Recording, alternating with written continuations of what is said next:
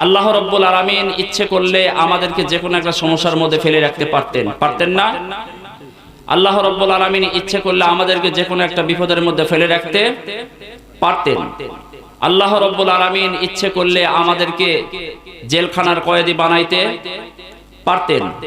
আল্লাহ রাব্বুল আলামিন ইচ্ছে করলে আমাদেরকেও এরকম হাসপাতালের রোগী বানাইতে পারতেন। এই সময় দেখেন অনেকে বিপদের মধ্যে পড়ে আছে কিনা? এই সময় অনেকে সমস্যার মধ্যে পড়ে আছে। এই সময় অনেকে জেলখানার কয়েদি হয়ে জেলখানার মধ্যে আবদ্ধ হয়ে আছে।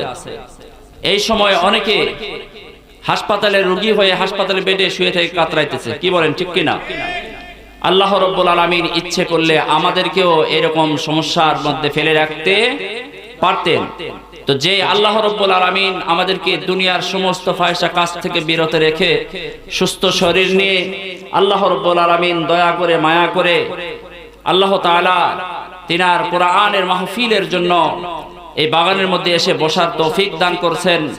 এই জন্য আমরা জবান খুলে আরো একবার চিৎকার দিয়ে বলেন, সকলেই বলুন আলহামদুলিল্লাহ।